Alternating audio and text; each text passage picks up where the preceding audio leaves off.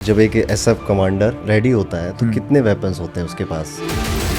जब आप special forces में आ गए तो फिर अपनी पर्सनल लाइफ को आप पीछे छोड़ के आए। लेकिन अगर आपने एक बारी ठान लिया कि मेरे को स्पेशल फोर्सेज ज्वाइन करना है, पीछे मुड़ने का कोई नजरिया नहीं है। मैंने 20.5 साल फौज में नौकरी की है और उसमें से 18.5 स्पेशल फोर्सेज में रहा हूँ। लगातार 24/7/365 ऑपरेशंस कंटिन्यू रहते। 12 से 13 साल मैंने JNK में काटे। मैं आपको एक बात बता सकता हूँ कि इन 18.5 साल में एक भी दिन ऐसा नहीं था जिस दिन में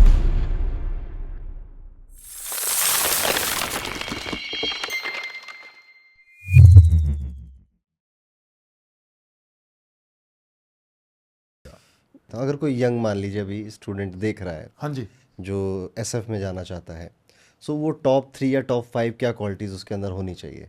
सबसे पहले होना चाहिए उसके अंदर कि ज़िंदगी में कुछ भी हो जाए, मैं गिव अप नहीं करूँगा। नेवर गिव अप जो स्पिरिट होती है, हार ना मानना। चाहे आपकी टांग टूटी है, चाहे आपको फ्रैक्चर है, एक कदम और, एक स्टेप और सर नीचे करके आगे बढ़ते रहना। दूसरा उसके अंदर क्वालिटी होनी चाहिए कि अ, जो सबसे बड़ी क्वालिटी है वो है सैक्रिफाइस। जब आप स्पेशल फोर्सेस में आ गए तो फिर अपनी पर्सनल लाइफ को आप पीछे छोड़ के आइए। फिर आप ये मत सोचिए कि आपको अलाउंस चाहिए, पैसा चाहिए, छुट्टी चाहिए। छुट्टी मिलेगी जितनी फौज देना देगी, पर प्रायोरिटी नहीं है। इट्स अ, यानी कि मैं कहूँगा प्रिविलेज नहीं है। ठीक है, मिल गई तो ठीक है, टाइम पे। काम प्रायोरिटी है। सैक्रिफाइस की उसको आदत बहुत ज़्यादा होनी चाहिए। तो तभी वो बलिदान लिखा भी होता तभी है। बलिदान लिखा हुआ है। यस। सैक्रिफाइस की होनी चाहिए। तीसरा उसके अंदर होना चाहिए क्वालिटी जो एक और इम्पॉर्टेंट क्वालिटी मेरे हिसाब से, अडेप्टेबिलिटी। किसी भी सिचुएशन में अडेप्ट करने की काबिलियत। किसी भी मौसम में आपको राजस्थान की गर्मी में भी काम करने के लिए उतनी खुशी मिलनी चाहिए जितने आपको सियाचिन ग्लेशियर में -50 डिग्री में डाल दिया तो भी आप खुश रहने चाहिए। एंड लास्टली, कम रिसोर्सेज, कम रेस्ट, कम चीज़ों से ज़्यादा रिजल्ट देना। ठीक है, सो अगर ये 3-4 क्वालिटीज़ हैं, सबसे इम्पोर्टेंट तो ये है कि देशभक्ति का मादा तो सब में ही होना ही चाहिए। वो मैं उसको वो ना बताई हुई वाली क्वालिटी है। लेकिन अगर आपने एक बारी ठान लिया कि मेरे को स्पेशल फोर्सेस ज्वाइन करना है और कोई वर्ल्ड में मेरे को ताकत रोक नहीं सकती, सो देखिए, जब प्रोबेशन में जाएंगे तो ये सोच के जाइए, जब सिलेक्शन प्रोसेस में है, कि आप एक ब्रिज पे वॉक कर रहे हैं। आप जैसे आगे जा रहे हो तो ब्रिज पीछे से जल रहा है या टूट रहा है। पीछे मुड़ने का कोई कोई नज़रिया नहीं है। अगर वो एटीट्यूड रखकर लोग जाएंगे तो स्पेशल फोर्सेस में सिलेक्शन प्रोसेस में और सेलेक्ट होने में कोई प्रॉब्लम नहीं है। एंड क्योंकि मैंने 20.5 साल फौज में नौकरी की है और उसमें से 18.5 स्पेशल फोर्सेस में रहा हूँ और 12 से 13 साल मैंने JNK में काटे हैं। मैं आपको एक बात बता सकता हूँ कि इन 18.5 साल में एक भी दिन ऐसा नहीं था जिस दिन मैं बोर हुआ हूँ, क्योंकि मैं अपना ड्रीम, जो भी मेरा ख्वाब था, उसको मैं जी रहा था। सो ये क्वालिटीज़ अगर लोग रखेंगे तो मेरे ख्याल से कोई वो नहीं। और इंसान जिसने ठान ली है कि मैं कोई काम करना है, उसके लिए मेरे ख्याल से कोई मुश्किल नहीं, मुश्किल वाली बात। ट्रेनिंग का ये कितना टाइम होता है, कितने साल की ट्रेनिंग होती होगी इनकी? देखिए, जो आपने बेसिक मिलिट्री ट्रेनिंग जब आपने कर ली, जो आपके NDA में अगर आप 3 साल काटते हैं, फिर IMA में 1 साल और OTA की 1 ईयर की ट्रेनिंग है, उसके बाद आपका सिर्फ सिलेक्शन प्रोसेस का 3 महीने का प्रोबेशन होता है। उसके बाद आप यूनिट्स में रहते हैं ओके। एंड वहाँ पर फिर आपके रेगुलर कोर्सेज, एडवांस कोर्सेज चलते रहते हैं अलॉन्ग विद जो फौज के बेसिक कोर्स होते हैं। सो training is a on going process. आप ये नहीं कह सकते कि, बिकॉज या तो आप ऑपरेशंस में हैं या फिर आप ट्रेनिंग कर रहे हैं। Okay. Either you are doing a operation और you are training for operations. So training is a regular cycle जो कि चलता रहेगा। सो ऐसा नहीं है कि, पर मैं कहूँगा एक बारी स्पेशल फोर्सेस में आने के बाद 3-4-5 साल के बाद एक ऑफिसर जवान लगभग, जब उसने 1-2 बारी फील्ड देख लिया, उसने कॉम्बैट देख लिया, उसने फायर फाइट्स में हिस्सा ले लिया, उसने कुछ स्पेशलाइज्ड कोर्सेज कर लिए, then he is a trained special forces soldier. एक तो वेपन्स की ट्रेनिंग होती होगी हाँ आपकी। जी, वेपन्स तो प्राइमरी, पढ़ाई भी करवाते हैं क्या? सब कुछ पढ़ाते हैं, वेपन्स के बारे में बताते हैं कितनी रेंज है, बिकॉज जो बेसिक वेपन्स हैं वो आपको मालूम होना चाहिए, आपका पर्सनल वेपन के बारे में, सेकेंडरी वेपन्स के बारे में, सपोर्ट हथियार के बारे में, rocket launchers, disposable rocket launchers, communication equipment के बारे में, नेविगेशन के बारे में, एक्सप्लोसिव्स कैसे बनाने हैं, कैसे लगाने हैं। सो ये बेसिक ट्रेड्स हैं। जो एक स्पेशल फोर्सेस सोल्जर होता है उसके दो ट्रेड्स होते हैं basically, primary and secondary. So her soldier का प्राइमरी ट्रेड होगा, सेकेंडरी हो। सो दैट इज़ वाई आपको उसकी ट्रेनिंग करनी पड़ती है। आपके उसके रेगुलर टेस्ट होते हैं, आपके फिजिकल टेस्ट होते हैं। इवन आप जब प्रोबेशन क्लियर कर लेते हैं तो भी हर क्वार्टर या जैसे भी फौज के जो ट्रेनिंग नियम ऑनगोइंग है चलती रहती है। वो ऑनगोइंग प्रोसेस है। कभी कॉम्बैट की फ्रीक्वेंसी क्या होती होगी?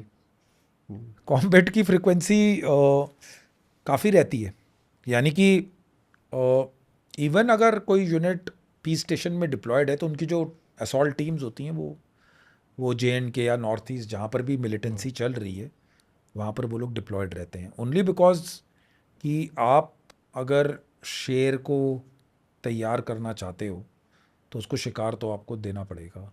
अगर आप उसको उसके पंजे और उसके दांतों को आप जिसको हम कहते हैं कि पैना नहीं करेंगे, यानी उनको तरह रेगुलर तराशेंगे नहीं, तो फिर वो बेकार हो जाएंगे। तो जिसको हम कहते हैं कि फौज में बैरल हमेशा गर्म रहना चाहिए। बैरल मतलब फायर होता रहना चाहिए। ओके। अगर आप सोल्जर से कॉम्बैट बाहर निकाल देंगे तो फिर वो सोल्जर किसी काम का नहीं रहेगा, फिर वो नॉर्मल सोल्जर हो जाएगा। एक वेल सूटेड, अब मुझे एग्जैक्ट वर्ड नहीं पता क्या हाँ यूज़ जी, हाँ करना जी। है, जब एक SF कमांडर रेडी होता है तो कितने वेपन्स होते हैं उसके पास? इन्हें ऐसा डिपेंड करता है एक्चुअली, डिपेंड करता है कि आप किस ऑपरेशन में कहाँ पे जा रहे हैं। लेकिन जनरली जो वेपन साथ में रहते हैं वो आपका पर्सनल वेपन होता है एक, एक जिसमें होता है। टेवोर है, हम्म। हमारे पास इजरायली वेपन है वो। एक उसका सेकेंडरी वेपन होता है पिस्टल, एंड ग्रेनेड्स रखता है वो अपने पास। डिपेंड करता है कि किस ऑपरेशन में है। किसी के पास अंडर बैरल ग्रेनेड लॉन्चर्स होंगे, आप किसी के पास एक्स्ट्रा फ्लेम कोई RL कैरी कर रहा है, किसी ने GPMG general purpose machine gun जो होती है वो होगी। सो वो सारा लोड आउट जो होता है वो टेबल डिवाइडेड होता है, क्योंकि कोई सपोर्ट रोल में होगा, कोई असॉल्ट रोल में होगा। कभी भी लोड आउट जो बनता है वो बेसिकली आपका माउंटेन्स में अगर आप ऑपरेट कर रहे हैं, आप लंबे ऑपरेशन पे जा रहे हैं, तो आपका लोड आउट डिफरेंट होगा। बिकॉज आपको एक एक ग्राम की वहाँ पर, आप जब 15 फीट पे 35-40 kg लेकर चलते हैं तो आपकी एनर्जी काफ़ी लगती है। सो डिपेंडिंग अपॉन टास्क क्या है, डिपेंडिंग अपॉन किस ऑपरेशंस में आप जा रहे हैं और क्या आपने करना है उसके हिसाब से। पर जनरली ये सब सामान एक सोल्जर के पास रहता है, अपार्ट फ्रॉम उसके मैग, अगर टेबोर है तो 6 या 7-8 मैगजीन जितनी भी उसने साथ में रखनी है वो रखेंगे। वो अगेन उसी बात पे आता है कि आप कितने लंबे ऑपरेशन पे हो। अगर आप ऐसे जगह पे जा रहे हो जहाँ पर आपको जो कहते हैं कि सपोर्ट नहीं मिल रहा पास में, आप समझ रहे हैं, यानी कि आपको जो आपकी सपोर्ट फोर्सेस हैं वो वहाँ पर पहुँचने में टाइम लगेगा, तो ऑब्वियसली आपको एमुनिशन ज़्यादा लेना पड़ेगा। जनरली SF में एमुनिशन ज़्यादा जाता है, खाना कम जाता है। बिकॉज खाने के बिना आप फिर भी ज़िंदा रह सकते हो, लेकिन बिना एमुनिशन के आपकी को सर्वाइवल कई बार मुश्किल हो सकता है। सो ओके, दिस जैसे ऑल। इंडिया में एक तो JNK ट्रबल एरिया है, नॉर्थ ईस्टर्न एक एरिया है, और भी कोई एरियाज हैं जो काफ़ी प्रॉब्लम में रहते हैं। आई थिंक यही दो मेन है। नहीं, ये दो मेन है, बिकॉज जहाँ पर यहाँ पर ही आर्मी डिप्लॉयड है। हम्म। अगर आप छत्तीसगढ़ में और माओइस्ट के अगेंस्ट आप ऑपरेशंस देखेंगे, वो बेसिकली CRPF और स्टेट के जो पुलिस हैं वो लोग वो हैंडल कर ऑपरेशन लेते वो हैंडल कर रहे हैं, उसमें आर्मी एम्प्लॉयड नहीं है। हैं। Okay. And basically JNK and north east, जी यही दो जगह हैं। JNK में पॉलिटिकल रीज़न तो हमें पता है कि क्यों इतना वहाँ पे मिलिटेंट हो रहा है। एज अ SF का कितने, मतलब आपको कितना मिलिटेंट से, जैसे महीने में आपको 2-3 बार उनसे आमना नहीं, सामना हो अभी जाता देखिए, है? अभी जो प्रेजेंट सिचुएशन अगर आप देखेंगे, जो मैं लास्ट 2019-20 में वहाँ पर था, सो जो मिलिटेंसी का लेवल था 1990 से लेकर 2003-4 तक, वो बहुत ज़्यादा था। यानी कि आप कह सकते हैं कि पीक पे मिलिटेंसी 99 और 2003-4 के बीच में रही होगी। अभी तो बिकॉज बहुत ज़्यादा फौज ने कैप्चर कर लिया सारे एरियाज़ को, यानी कंट्रोल में ले आई है army, state police, security forces, अभी उतनी मिलिटेंसी नहीं है। लेकिन कुछ ट्रबल्ड रीजन जैसे साउथ कश्मीर हो गया, नॉर्थ कश्मीर में आप देखते रहते हैं इनकाउंटर्स होते रहते हैं। तो ऐसा हम नहीं कह सकते कि ये महीने में 1-2 होता है, महीने में कई दिन ऐसे होते होंगे जिसमें सिक्योरिटी फोर्सेस के 3 दिन में 3 इनकाउंटर्स भी हो रहे हैं। पर किस जगह पे हो रहे हैं, कहाँ पर हो रहे हैं, वो अलग अलग जगह। लेकिन उस पुराने टाइम की जब हम लेफ्टिनेंट कैप्टन्स थे, जब हम फौज में गए थे इनिशियली, उस टाइप की मिलिटेंसी तो अब रही नहीं है, because security Situation improve forces हो ने गई। बहुत बहुत ज़्यादा कंट्रोल कर लिया। तब हमारे टाइम में टूरिज़्म इतना था नहीं। अब तो आप देखते हैं टूरिस्ट आए हैं, घूमते हैं और जो भी है। सो ऐसा कुछ नहीं है कि कब कांटेक्ट होगा क्या नहीं, पर ये भी नहीं कह सकते कि कांटेक्ट होगा नहीं, होगा नहीं। किसी भी दिन हो सकता है। तो आपको तैयारी की हालत में तो हमेशा रहना ही पड़ता है।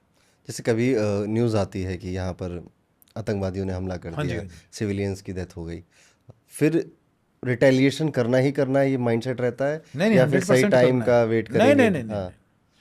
देखिए आप एक टाइप के वॉर जोन में हैं, हम्म। ठीक है। ये मैं पहले भी बता चुका हूं कि ब्लड लॉस, चाहे वो इनोसेंट सिविलियंस का है, चाहे वो सिक्योरिटी फोर्सेस का है, वो अवेंज तो किया ही जाता है, किसी ना किसी तरह से उसका बदला लिया ही जाता है। ऐसा नहीं है कि आप, मे बी कई चीज़ें पता लगती हैं, कई चीज़ें हमें नहीं पता लगती because of national security reasons. सबका मैट्रिक्स है, अपना अपना काम करने का तरीका है। बट ऐसा कुछ नहीं है कि आपको सिविलियंस को नुकसान हुआ और फौज के लिए आदेश है कि इसके बाद करेंगे या उसके बाद नहीं करेंगे, ऐसा कुछ नहीं। फौज अपने लगातार, और security forces, central arm police forces, state police, सब अपने ऑपरेशंस रेगुलर जारी रखते हैं। ऐसा नहीं है कि किसी इवेंट का होने का वेट किया जाता है। हम्म। बट क्योंकि डायनामिक्स इतने ज़्यादा हैं, एरिया इतना वास्ट है, और उसके बाद माउंटेनियस एरिया है, आप हर चप्पे चप्पे पे फौज नहीं डाल सकते, तो इवेंट्स होते हैं। बट ऐसा नहीं है कि फौज इवेंट का वेट करेगी उसके बाद रिटेलिएट, ऐसा कुछ नहीं है। लगातार 24/7/365 ऑपरेशंस कंटिन्यू रहते हैं, कभी रुकते नहीं हैं। मे भी वो मीडिया में नहीं आते होंगे। मीडिया में नहीं आते, ऑब्वियसली मीडिया को बताने की भी ज़रूरत नहीं है, बट रेगुलर ऑपरेशंस कंटिन्यू चलते रहते ही, चलते ही रहते हैं।